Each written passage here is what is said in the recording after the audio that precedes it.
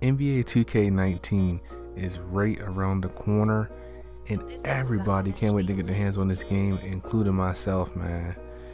But with that being said, here's the first thing I want to talk about, which is everything we know so far about NBA 2K19.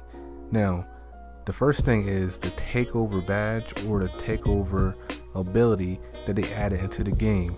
Now, if you guys can remember, way back in NBA 2K17, and that's a long time ago, but if you can remember, when a player got their grand badge in NBA 2K17, it basically boosted all their abilities up by 5. So if they had a 90 passing, they get a 95 passing, so on and so on like that with dunking and shooting. But apparently it's a little different in 2K19.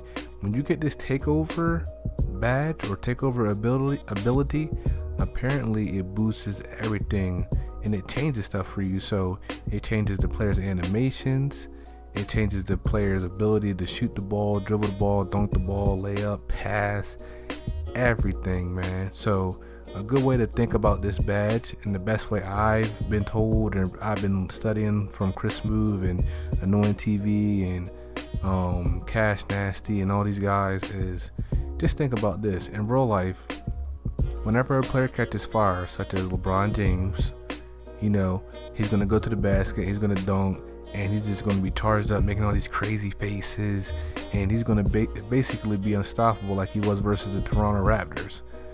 And also, I'm not a huge Curry fan, but think about Curry in real life. When he's going off and he's shooting threes from half court, step back threes and all that, this is what this badge is going to give your player and players in the game the ability to do. It's going to give them the ability to play like a real life counterpart who catches fire. So if you got, Durant, and you just hit 2 straight threes and then you dunked on somebody, the game's automatically going to give him this takeover badge or takeover ability, which will allow him to play like he's going off in real life. So Durant's going to be out there shimmying, step back, shooting threes, and he's going to have a high chance to make it because of the takeover badge. And I personally like it because it adds a realistic factor into the game if you think about it. Now, last year, if you caught fire, nothing changed. You just caught fire and you could shoot a little better, you could dunk a little better and all that. But this time, your whole animation is going to change. Like, we shoot a 3, you might stick your hand up, you might turn around, and you might, this crazy stuff. In your dunk animations, you're going to be able to, do crazy stuff with these badges, man. And I even seen in one video where LeBron James, he just rose up over everybody and dunked it. And that's crazy to me. And also, they had one where Lonzo had this takeover ability. He had like a crazy behind the back pass and all that crazy stuff, and that's pretty cool to me. Now, moving on. Now, another key feature that a lot of the people that went to the 2K19 event talked about was the defense. Now, apparently this year the defense has gotten a lot better.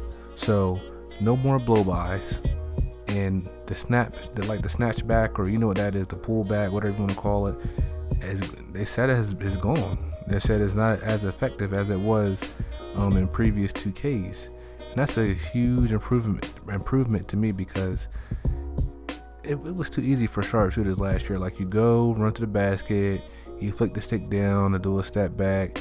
It creates too much separation from your opponent, and it's almost not even fair.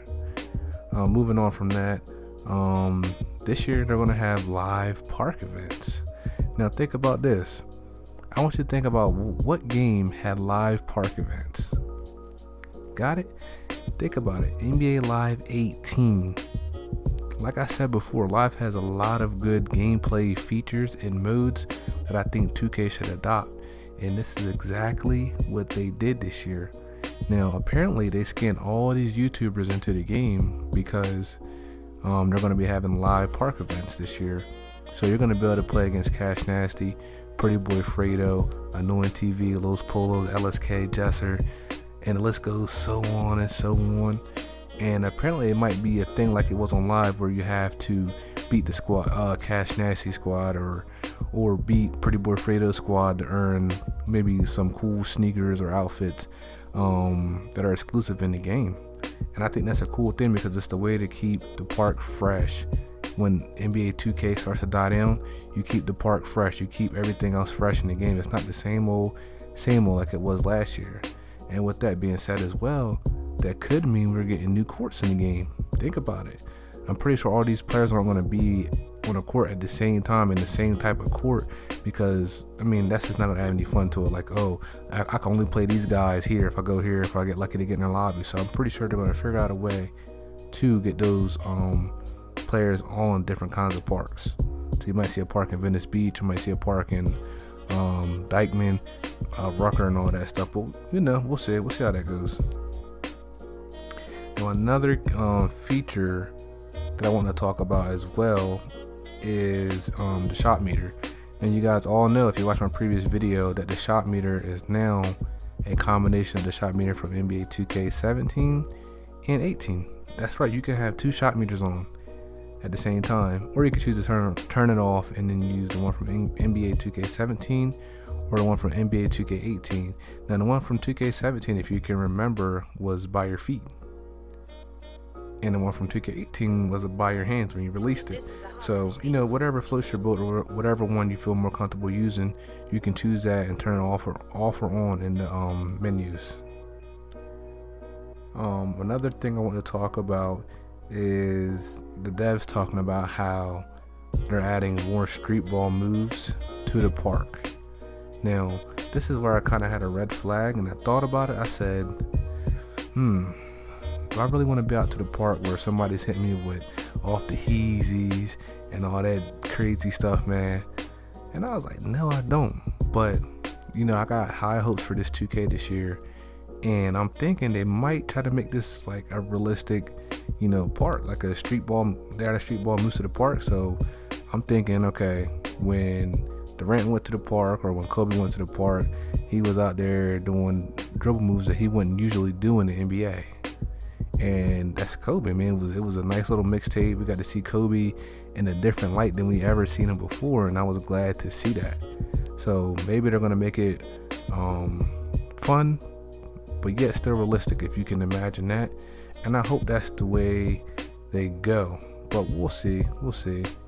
And the last feature that I want to talk about with you guys is, and this ties into defense as well, is there's no more left-right cheese, or zigzag if you want to call it that. So the players that were going out here and just going left and right, just to get a shot off, to get the opponent off of them, that's not going to work anymore. According to Chris Smooth, I watched his video, and he talked about how he tried to do this with even the best dribblers like Rondo and Lonzo, and it didn't work.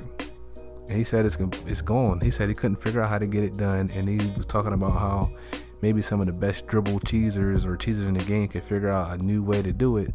But he said he's glad to see it going. And me personally, I'm glad to see it going too, because it's like, it's not realistic. Who wants to see somebody go left and right to get open?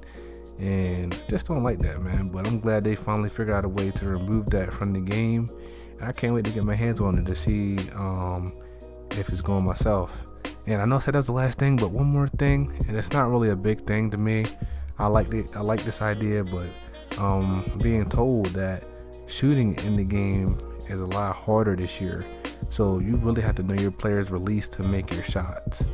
And I thought about it, and I said, there's a lot of times in NBA 2K18 where I had to always change my jump shot because either they patched the release or the base and it just wasn't working, or the jump shot was just broken, period.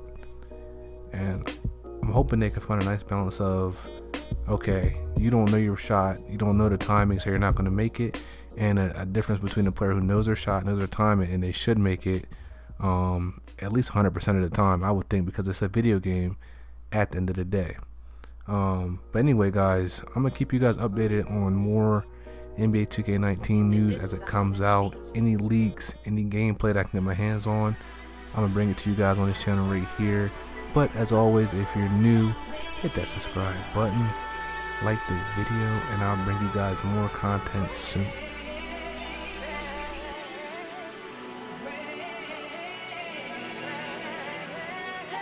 DJ Unique. All right.